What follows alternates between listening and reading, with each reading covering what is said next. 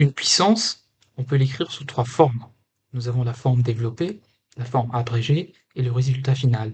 Mais avant, regardons un peu ce que c'est qu'une puissance et les sections qui la constituent. D'abord, nous avons la base. Dans ce cas-là, c'est le 4. 5, on peut l'écrire l'exposant, tout simplement. Qu'est-ce que cela indique? Cela veut dire que notre 4, qui est notre base, elle est multipliée par elle-même 5 fois. Première fois, deuxième, troisième, quatrième et une cinquième. Et au lieu d'écrire le 4 5 fois, multiplié par lui-même 5 fois, nous utilisons en fait cette notation, la puissance, pour pouvoir simplifier le tout et donc présenter un rendu final qui est plus propre. Donc, ainsi, la forme développée, c'est tout simplement ce qu'on vient d'écrire, c'est le 4 multiplié par lui-même 5 fois. Là où nous avons le signe multiplication entre les 4, il faut faire attention, ce n'est pas une addition. 4 fois 5.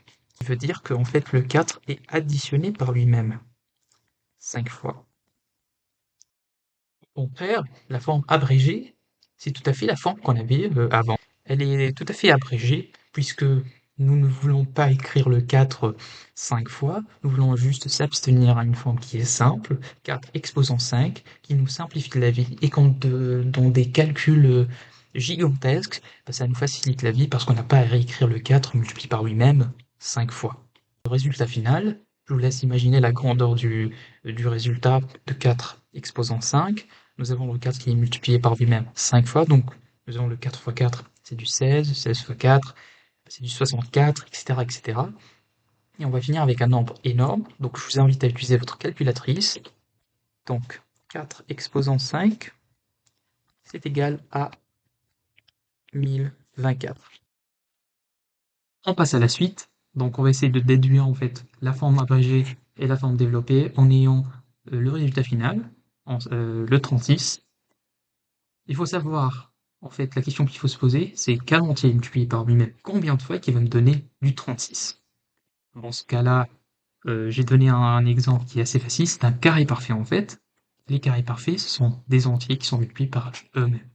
Par exemple, on a le 2 au carré, 4, c'est un entier qui est multiplié par lui-même, donc qui a un exposant 2. Le 3 au carré, c'est du 9. 3 fois 3, c'est du 9.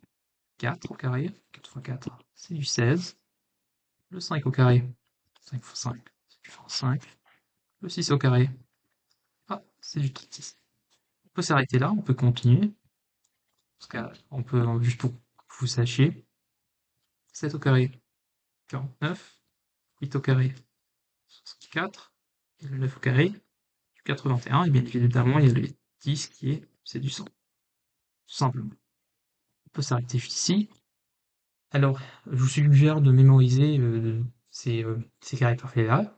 Ils sont très intéressants dans les calculs qui impliquent des racines, en l'occurrence la racine carrée. Dans ce cas-là, nous allons mémoriser les carrés parfaits.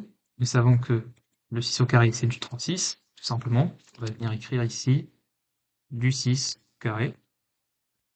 C'est du 36, c'est un carré parfait. Il a un exposant de 2. La forme développée, c'est tout à fait prendre la forme abrégée et venir la décomposer. Donc, le 6 multiplié par lui-même, on a bel et bien 2, 6. Le troisième exemple, le 1 exposant 100, nous avons la forme abrégée, donc on voit bien l'utilité en fait de cette forme abrégée. Au lieu de réécrire le 1 multiplié par lui-même 100 fois, on peut juste l'écrire sous la forme abrégée qui contient la base qui est le 1 et la puissance qui est le 100. Et ça veut dire que le 1 est multiplié par lui-même 100 fois. La forme développée, on va s'abstenir de répéter, d'essayer de décomposer le 1 exposant 100 avec les 101. On va juste écrire c'est du 1 multiplié par lui-même jusqu'à arriver à le 1 centième. Il y a bel et bien 100 juste ici. Donc 1 fois 1 fois 1 fois 1 fois 1 fois 1 jusqu'au 1 centième. Le résultat final quant à lui, bah, c'est du 1. En effet, je peux multiplier le 1 par lui-même infiniment de fois, et le résultat sera toujours 1. Voici la seconde partie de la vidéo. Il y a quelques idées, quelques pensées qu'il faut justement savoir. A avec quel exposant me donnera le résultat le plus grand. Dans ce cas, A multiplié par lui-même 5 fois, bah, le résultat sera plus petit que du A multiplié par lui-même 7 fois. Pour savoir quelle puissance est la plus grande, il faut revenir à l'exposant. L'exposant qui est le plus grand détermine en fait la grandeur de la puissance. Dans ce cas, A exposant 7 est plus grand que A exposant 5. A est multiplié par lui-même plus de fois dans le cas du A exposant 7 qu'il est dans le cas de A exposant 5. Le deuxième exemple, 6 exposant m contre le 4 exposant m, quelle puissance me donnera un résultat qui est plus grand? Si nous essayons de comparer les deux, il faut savoir que les deux sont multipliés par eux-mêmes un même nombre de fois. Donc, il faut savoir que le 6 et le 4 sont multipliés par eux-mêmes m fois. Donc, ils sont multipliés par eux-mêmes un même nombre de fois.